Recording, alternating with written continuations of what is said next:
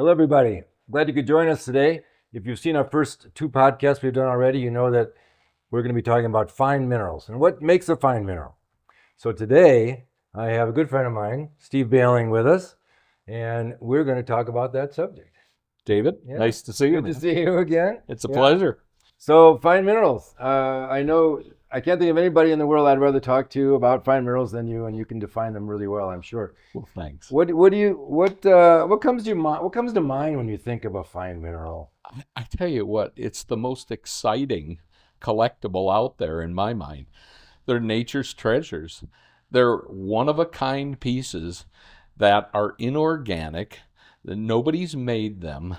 They're created by nature under special geologic conditions. They're aesthetically beautiful.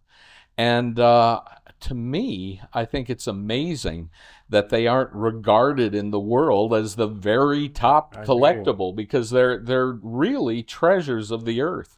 Well, I'm the choir you're talking to, so I agree with you for sure. It's amazing to me to run across somebody who thinks that we made them.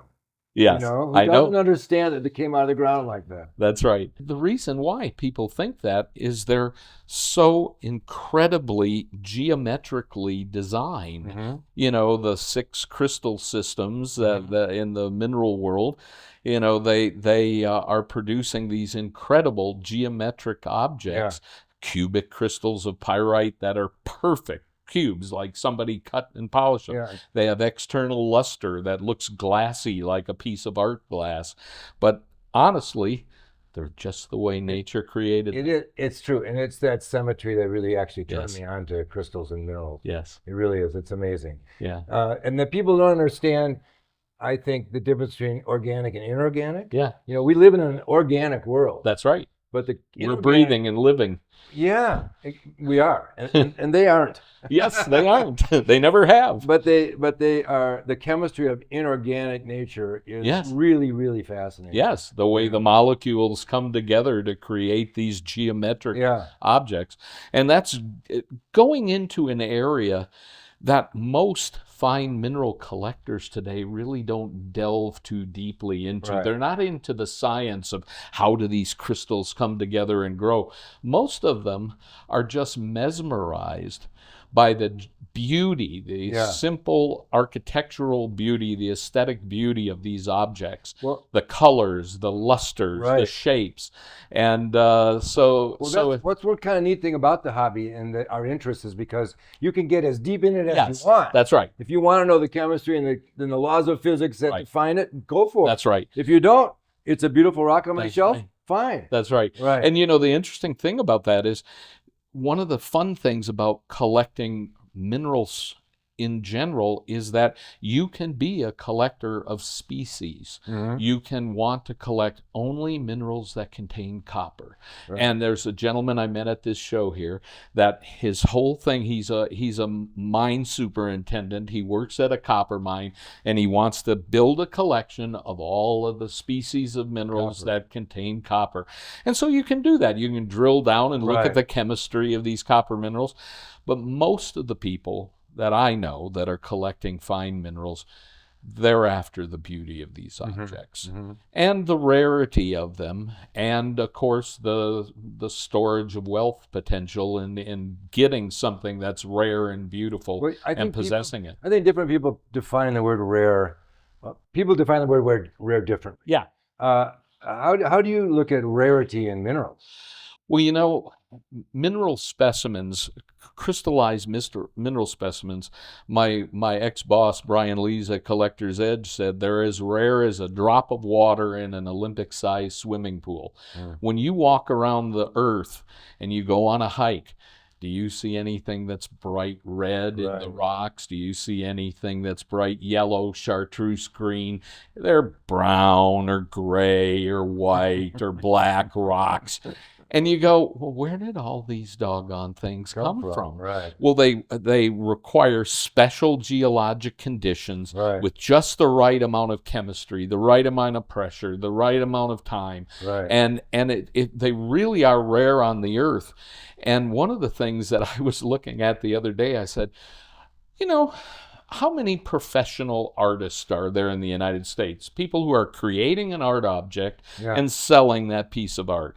Well, there's art people in the art world came up and said, well, in the US, there's about 2 million professional artists creating objects of varying sorts.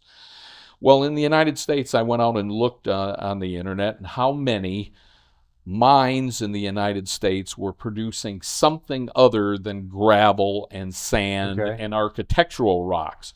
There's only 260 mines in the United States that are producing other than gravel, sand, So these and are gold architectural mines, rock. copper mines, Yeah, silver gold mines, mine, copper mines, things like that. and then there are those people who, like the mineral dealers, occasionally will have their own boutique mining projects where they're not mining for metal ores, they're going specifically after crystallized mineral specimens.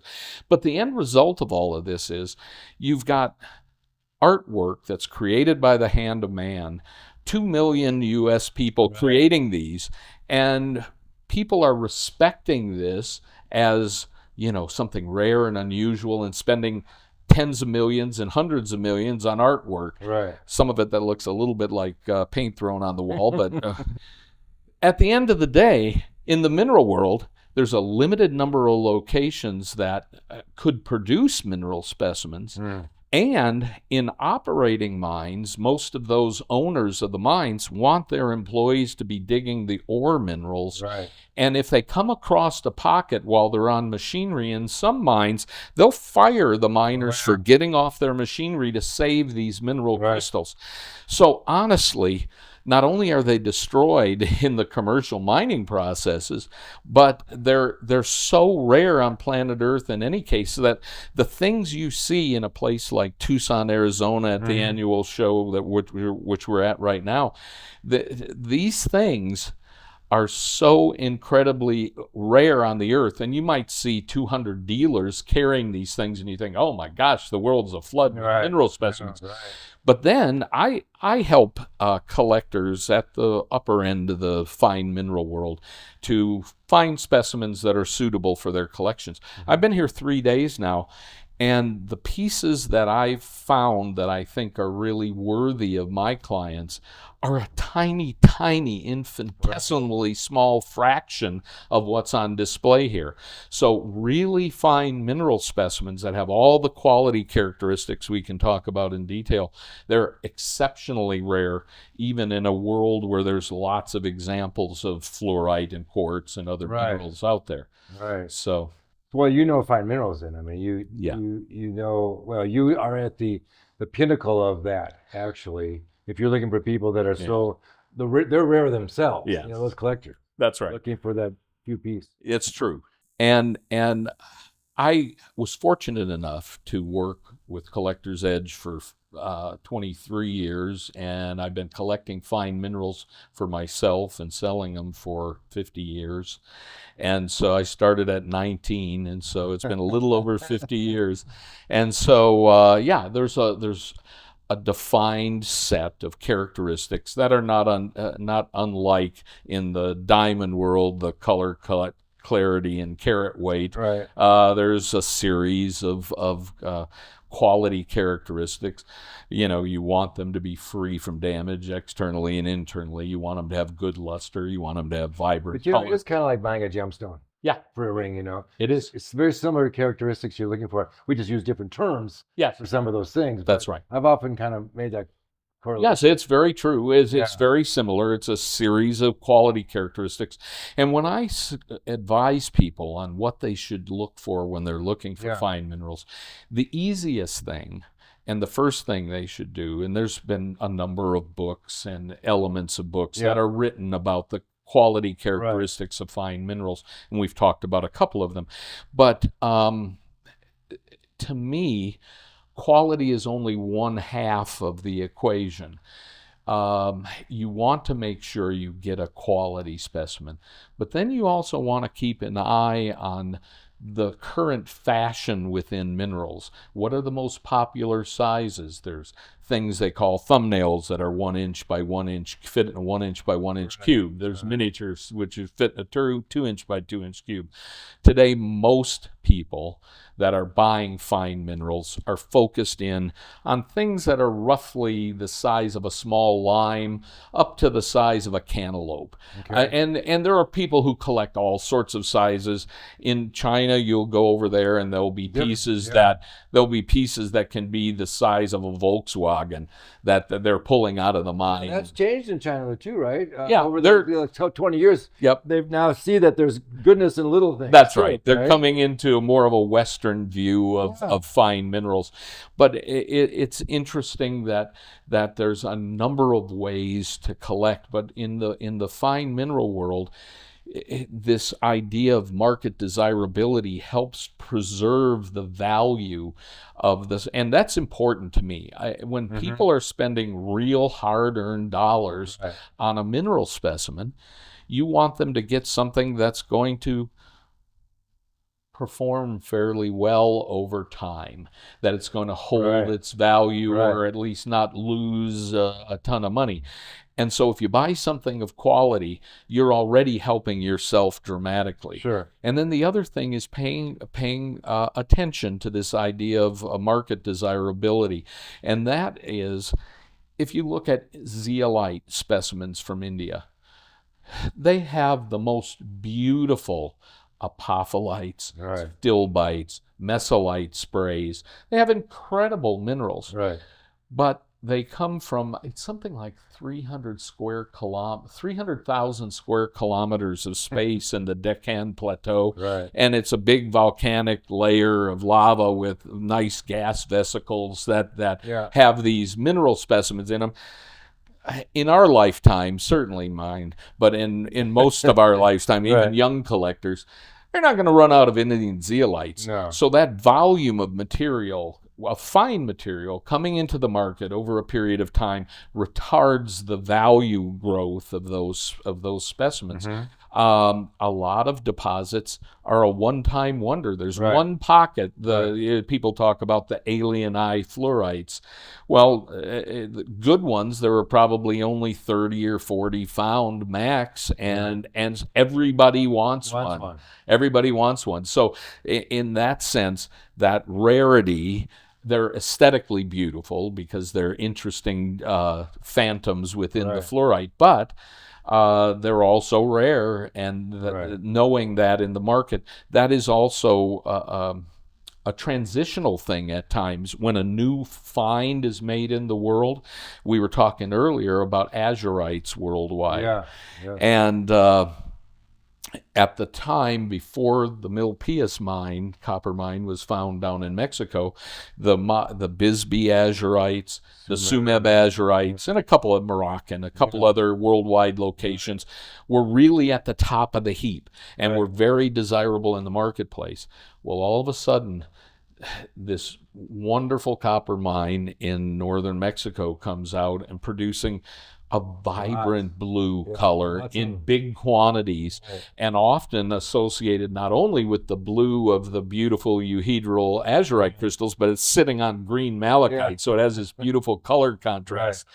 And so all of a sudden, the market desirability of those Sumeb azurites and the Bisbee azurites is degraded somewhat for a time being. There's still, Sumeb's closed, will probably never reopen. So it's a finite set of these beautiful objects from Sumeb, and the same with Bisbee. It was closed decades and decades ago. Well, in that case, and the locality plays a lot in this. This part of the discussion. It does. The variable here is where you're, as a consumer trying to collect fine minerals, you say to yourself, well, I want to build a collection of the most desirable top 50 specimens, species in the world, and the best locality for those.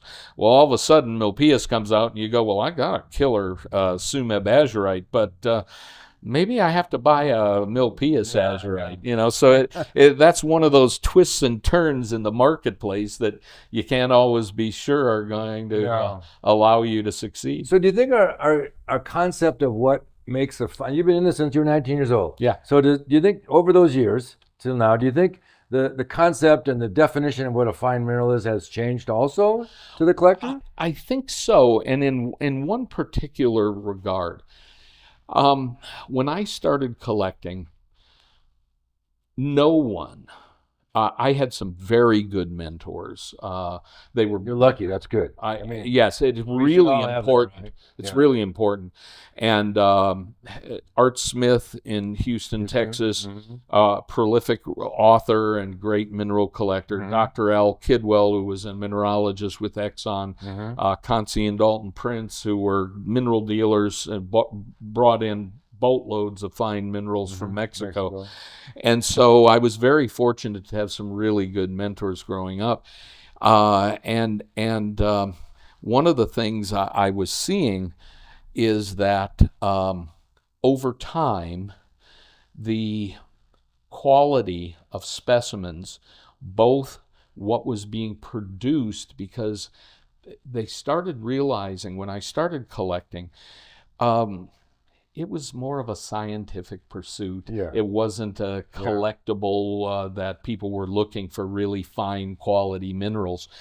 Well, all of a sudden, people said, there's real money in these things. They went from $100 or $200 to a few $1,000, and then they went to 10, and then they went to $1 million in the market today or more. And so the preparation of these things improved, so that not only did the dealers wash them more carefully, not only did the miners dig them more carefully.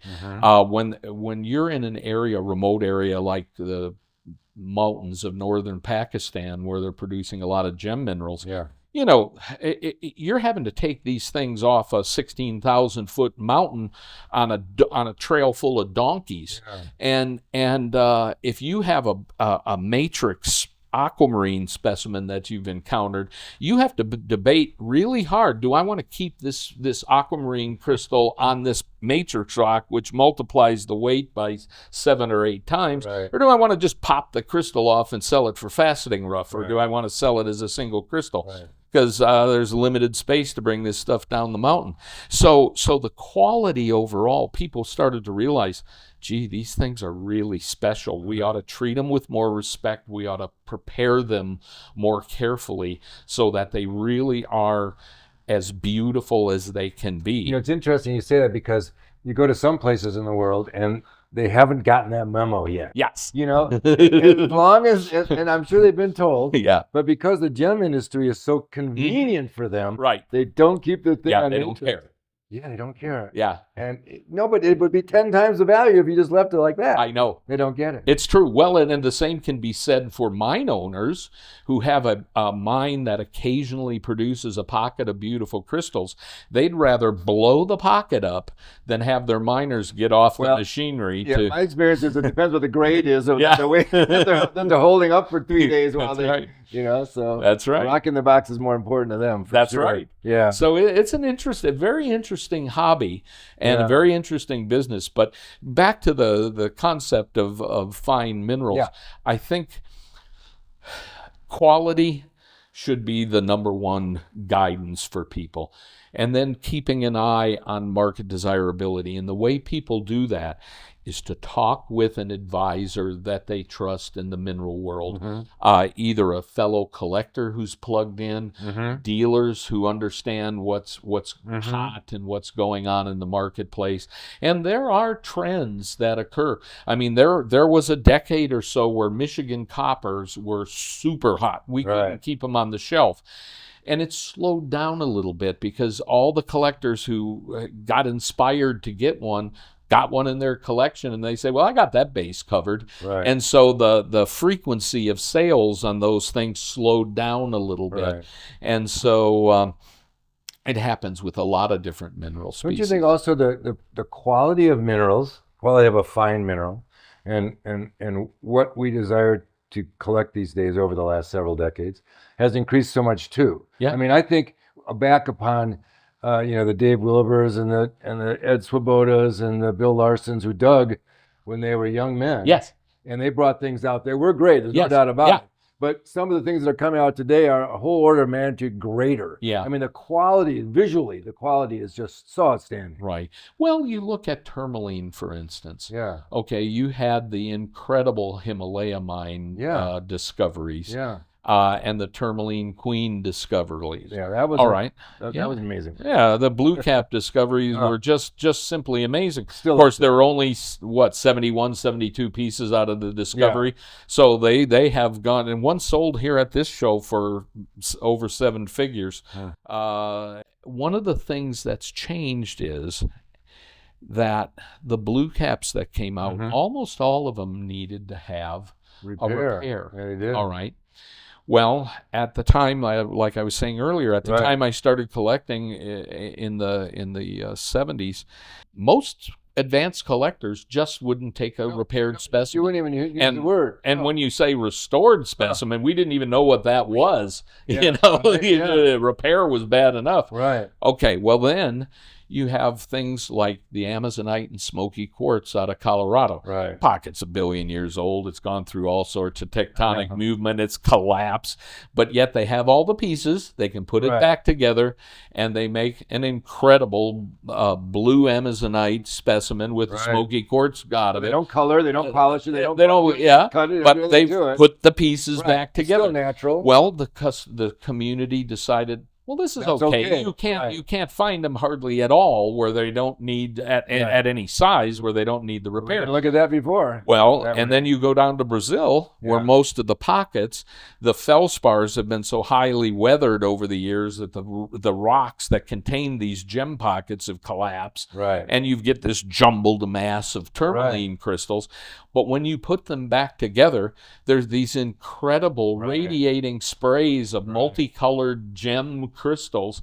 And it's like, would you rather leave this stuff in a bag unrepaired, as a bunch of gem rough, or do you want to build this back to the way Mother Nature originally made it? Right. And so in the market, repair became more and more commonly accepted. Yeah.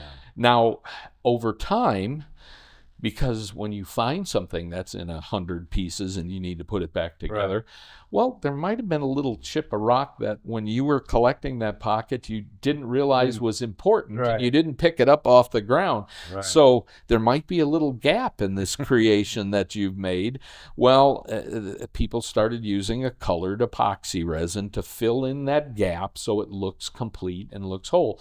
And that's a type of restoration. And at first, that wasn't very commonly accepted, but now it's all over. Does it lessen the price a little or not? Depends on how good the quality is. Years ago, it used to. Yeah. But I tell you, it really, if the finished piece is wonderful, you can have a spray of tourmaline crystals from Pedernera that has 63 repairs, and the thing's worth $250,000. So the market speaks. Value in minerals. The market will tell you if it's sitting on your shelf for 5 years and it hasn't moved. The market has said you're crazy on your price. But these days they're moving, and 20 years ago they would be sitting. Yep, sure. They would be. So that's changed. That's right. It has changed. Yeah. And so the thing that's going on now, this is a continuing, evolving situation. We had repair, we had restoration, and that pretty well stayed stable for a little while.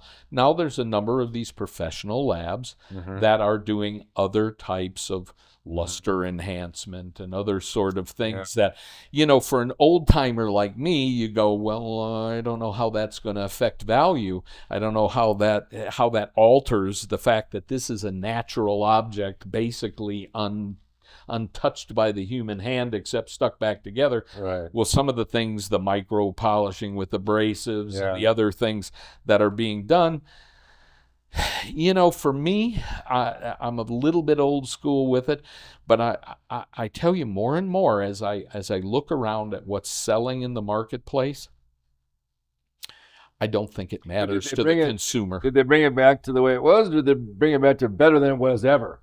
That would matter to me. Yes, and I agree with that. Okay. For the most part, they're bringing it back to the way it was. Which is good. However, I've been into a dealer's residence who had just bought a new tourmaline out of the mountains of Afghanistan. And I looked at it, I said, I've never seen a termination on the specimens from that locality have a mirrored luster. Yeah. And they said, "Oh, really?" And I said, you have a UV light we can shine on this and check it for any fillers or epoxies or whatever? And we looked at it with the loupe to see if there were any indications of polishing on the surface. And of course, it was completely coated with some sort of adhesive that was fluorescent. And so the whole thing glowed like crazy. And so one of the things when you're talking about fine minerals, one of the things that people need to be aware of when they go to their dealer that they're working with and to shows, when you're coming to a purchase decision, ask the dealer, what has been done with this piece? And good idea. No, good. And if most dealers who are reputable will put that on their label. Right. Some don't. But most all of them will tell you if they know they will. But I think as a customer that's buying fine minerals, you need to ask what's been done with this and look at it. I wouldn't, as a buyer, I wouldn't go to a show without a hand lens. I wouldn't go to a show without a UV light to look at it myself to see if there's an area of restoration. Just because I know at the end of the day, I'm going to get to the point where I would want to sell my mineral collection and use it to help me in my retirement or whatever. And I'd want to be sure that the things I acquired, I was aware of any condition issues at the time I purchased it. I don't want to find out at the point of sale 20 years later that, this guy has a bunch of filler. And people have had that experience. Yeah, people have had that experience. Yeah. You said you have to kind of be able to look forward and envision or think what the trend is going to be. Yeah. That's hard to do, though. Yeah. At the end of the day, as long as you're buying, once you become seasoned as a collector, the way to me, a new collector coming in needs to be is I would hold on to my wallet for the first, buy a couple things that you think are pretty, but don't spend a lot of money on it. And for the first year or two, just go to every show you can, every natural history museum, talk to fellow collectors in your local area. If you have a mineral club in the area, join. Read the Mineralogical Record, Rocks and Minerals magazine, read other publications on what quality is in a mineral specimen.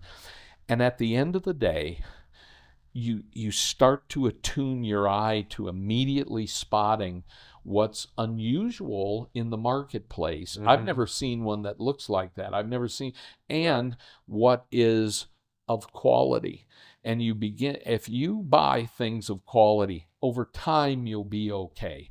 The fashion in the market will go up and down on sizes and on localities and other things.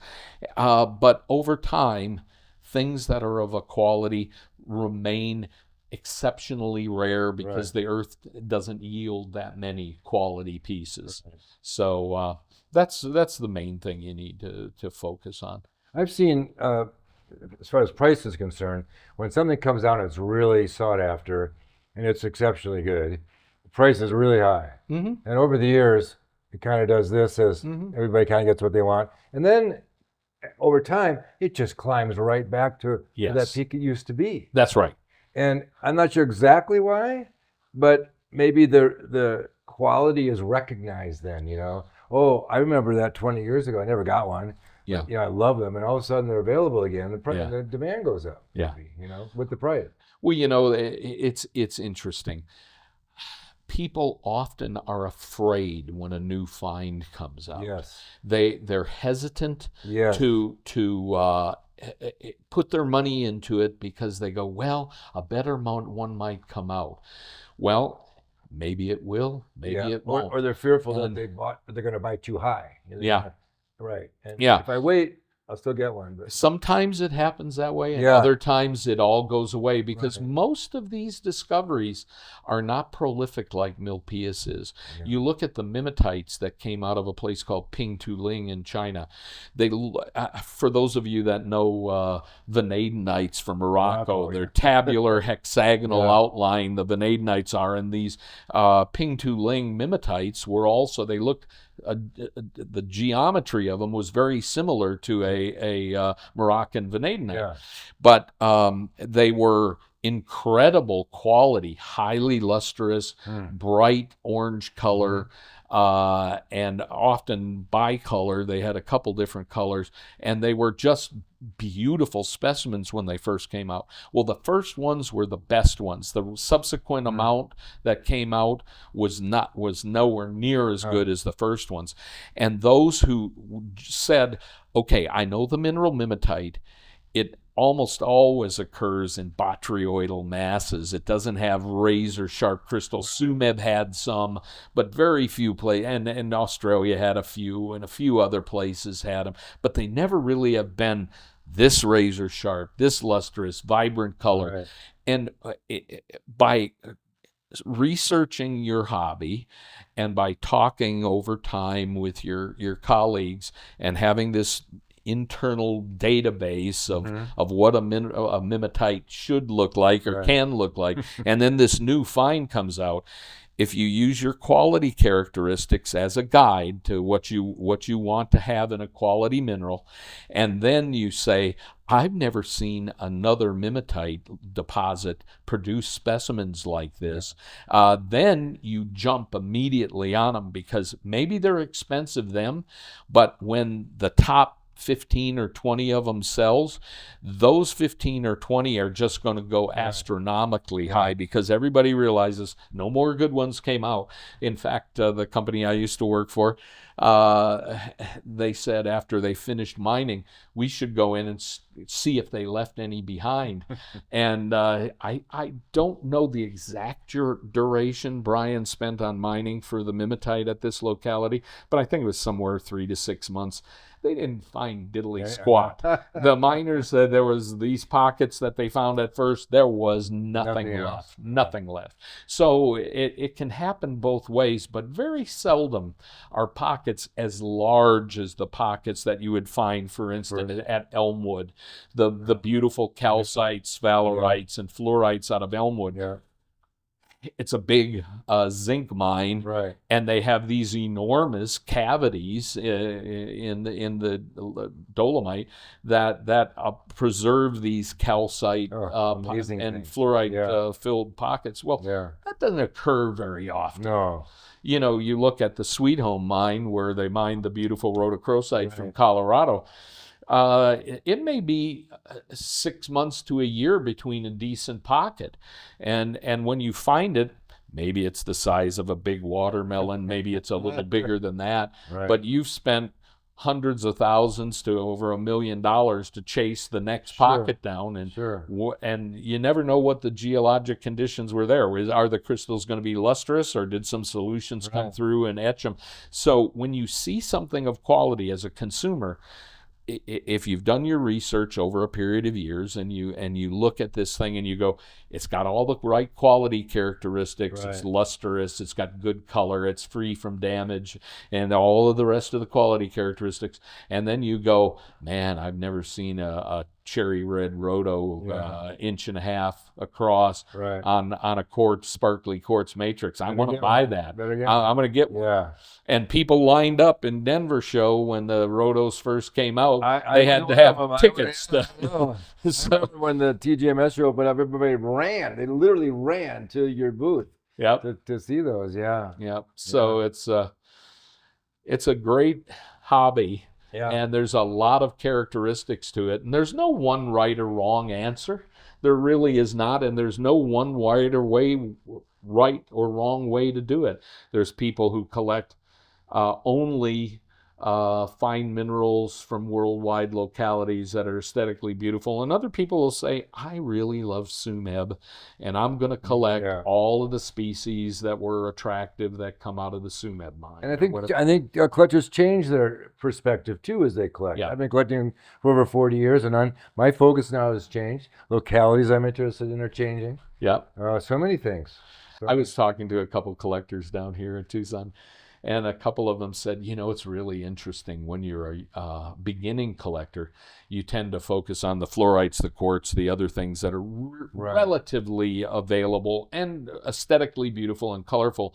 And then you graduate as you get older into the darker minerals and the more obscure. And I was going, well, I'd save your money. So I tend to stay in the boat of the more aesthetically beautiful minerals. Well, there's over 6,000 minerals Yeah. you know of, and of the ones that that make beautiful, sizable things you'd put in a display case of any consequence, it's probably about 100 different minerals. Yeah. Yeah, you might stretch it to 300 when you really look at some of the odd species. Yeah. But they don't. Yeah, but they often aren't. Well, they're rarely in beautiful collectible. That's right. No, it's very true. Yeah. Very, very true. The good thing about it is, though, when you talk about a mineral like rhodochrosite, you can find beautiful things from South Africa. You can find beautiful things from Sweet Home Mine in Colorado. You can find from other areas. Peru produced some Uchicaca and other localities. Any species can be a fine mineral. Oh yeah. If it hits all of the checkpoints we talked about, or we could talk about in greater length. Right. I don't think it matters whether it's one of those 100 necessarily. Right. But still, yeah. And the when we're talking about quality and desirability in a mineral specimen, a lot of times the architecture, you want something with a focal point. You want something where your eye is drawn to the architecture of it, where you have a plate of crystals that's just a druze of small crystals across the matrix. It's nowhere near as dramatic. And so that's one of the other things as you're looking, and there's a whole series of these, and I think the website is going to post some of more detail about the quality characteristics of a fine mineral, but there's a number of them that should help guide you to what your selection should be when you're acquiring a mineral for your collection. Well, I think there are places people can if they want to look at characteristics of a good collection. There are several places to go and research. Who has made comments about that in the literature? Yes, there are. Yeah, which is good.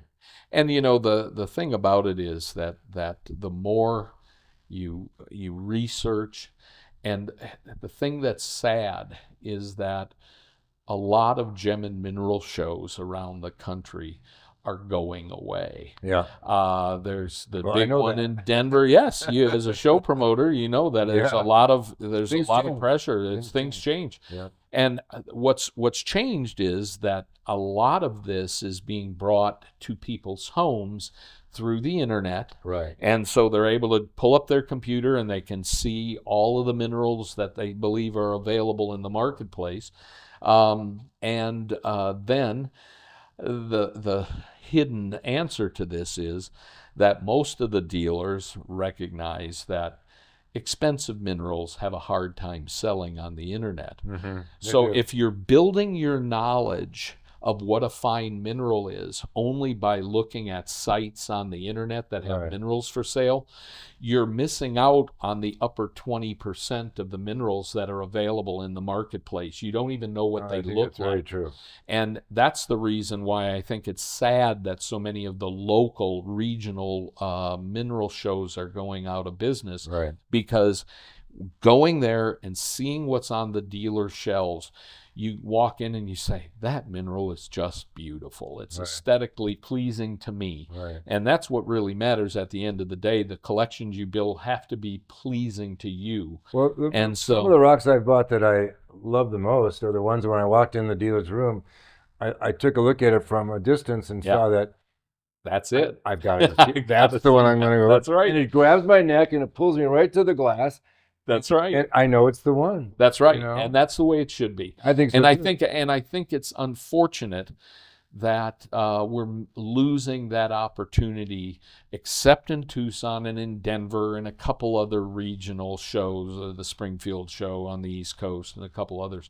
Because I used to go to rock shops around the country when I was a younger man. Yeah, me too. And in Arkansas, I would go up. I'd cut class at my college at University of Houston, and I'd go up to Arkansas and I'd dig for quartz and dig for brookites, and I would go to all the dealers, and you'd drive down almost any road outside of Hot Springs, and you'd see quartz crystals. They misspell crystals, but they had all sorts of spelling for crystals. But anyway, there'd be dealers every half a mile. There'd be another house selling mineral crystals, and so you had so many places to go.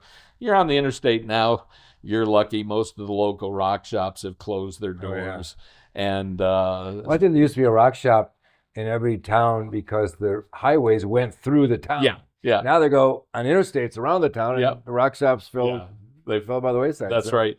And I don't really think the demand has gone down. In fact, I think the internet has increased the demand. I think there's, especially at the beginning level, it's gotten people enthusiastic about collecting mineral specimens. But what I really worry about for people that are putting serious money into mineral specimens, I want them to see them in person. I don't want them to rely on their internet sites. I want them to go to shows. I want them to go to other collectors' homes to see the diversity of what's in the marketplace, because you don't see it. Yeah, I think you can also find a mentor there. Yeah. And I think mentors are very important. We may be more old school, I think, than what's going on in a lot of the circles of mineral collectors these days, but I think it's very important to be able to touch and feel and hold. Oh, it is. And I'm wearing a shirt today that's from Just Us Regular Collectors Society. It's a small group that was making fun of a couple of the other more famous collector societies. But the reason why I wore this today was to encourage people. If you have a group of people who collect fine minerals in your area, get to know them. Sure. Ask them questions. Go and see their mineral collections. Let them tell you how they value mineral specimens and how they evaluate mineral specimens. Ask them what they think of fine minerals. Yes. Talk to them. Exactly. If you surround yourself by people of like minds, but they know a little bit more than you, you're going to learn something. That's right. And I think that's a good advice. Yeah, it's extremely valuable. Well, this is a hobby I want to see going forward, doing nothing but growing. Yeah, me too. And I think that right now there's a period of change in what's going on in the hobby. I want to see that fine minerals continue to be appreciated for what they are. And I think they are. I think they are. I think they are. And the kind of COVID slowed things down a little bit. But now the international dealers are coming back to the shows. They're importing their finds from around the rest of the world. That's one of the beauties of these larger gem and mineral shows, the Munich show, the Tucson show, the Denver show. Dealers from all over the world are bringing their regional wares to this area. Nowhere else can you see all of this diversity and see the entire range of quality. In one place. Yeah, in one place. You see things that are from $5, $10, all the way up to over $1 million. And in a lot of places, and some people may not know this, but you just ask the dealer, do you have any, if you're really serious about buying a fine mineral, you ask them, is there anything else you have or in this quality range that I should see? And a lot of times there's 3-4 boxes hidden under in a closet or under a bed. That's right. If you're really serious, they're happy to show you those pieces. And in the hotel shows, it's a real education. That's right. And you're lucky to see them. Yes. In the hotel shows, we used to call those bathroom rocks. Yep. Because they'd go in the bathroom and pull out the boxes. That's right. Out there, yeah. I think the high end's always going to be there. I don't think the high end is at risk of changing so much that it's not available to everybody to see, for one, and to purchase if they want. I'll tell you this. When you're talking about the high end, when you're talking about the upper 1 to 2% of the specimens, really high end. It does not get seen. Those specimens don't see the light of day. And those are fine minerals. They're privately sold. unless that collector is willing to put it out on special display at a gem and mineral show, it will never be seen. And so the thing about it is, if you're a serious collector of fine minerals, and you say, well, how does mine rate against the best in the world? There's always this unknown fraction that Right. you have no way of even accounting for, and you don't know how big that fraction is. Right. You know, how many pieces are out there. Well, that can be discouraging to some people. It can be, Yeah. but it might be the best that was in the Available. market, In the market. in Right. the common market. Right. Yeah. So, Well, I think fine minerals are always going to be important to this hobby. I'm also glad to see that some of the high-end collectors of fine minerals, some of those things get to museums yes. sooner or later, and that gets the exposure out there more. People learn what a fine mineral specimen is, Yeah. maybe get turned on by the beauty, maybe start Yeah. collecting. Yeah. I think that's really important. I was helping a gentleman to sell his collection recently, and it went to an institution, have a museum, and the reason they wanted this suite of minerals is he had a few classic American localities where he had some of the best to have ever come out of that locality, and they said this is a one of a kind opportunity to secure something that is a real treasure of the earth from the United States, and I want to preserve that in a museum. Yeah. And so you know, it's those kind of changes when things recycle. Every collectors typically don't come into of collecting really fine minerals. We were talking about this earlier today. They typically don't come in until after they've Yes. been stable in their occupation for a while. Right. They've raised their children to a Right. degree. They're having a little bit of disposable income. So late 30s, early 40s. Well, for most of us, when you get to 70, as I am, you start to thinking, oh, okay, I need to liquidate this asset, and I need to find a home for it because my kids will put it in a garage sale. So I need to find a good home for it. So, Sure. you know, there is a defined period of time that these collections are built. And then there's a recycling of this choice material. Right. Well, thank goodness, because Yeah. if there wouldn't be a continuing source, and That's it right. would be hard to continue the hobby at all. That's right. That's right. So I hope nobody throws it in the garbage can, sells it at the garage sale. you know it has. Oh, I Because, know. as much stuff as came out of the mines of Illinois, the fluorite mines. I used to go to a place, I think it was called Oka Stanley's in near Hot Springs, Arkansas, and they had tables outside covered. He would get a dump truck full of fluorite specimens from the mining down in Illinois, and he'd put them all on these outside tables, and the rain would wash them off for him, and people would flock there and buy when he had a new lot of Illinois fluorites, and you know, they all disappeared. Yeah. You don't say now the Illinois fluorites that you used to buy at $10 a pound, you know, they're $20,000, $50,000, $100,000 for a good one. Same with the Mexican stuff. Yep. You know? Same for the Mexican Yeah. stuff. Yeah. So, Interesting. Well, yeah, it is. Well, I'm going to keep doing it. I think people should. Yeah. Steve, this has been great. It's been fun. Thank you so much. Thank you. All right. Well, we'll do it again sometime. Yeah, I would enjoy it.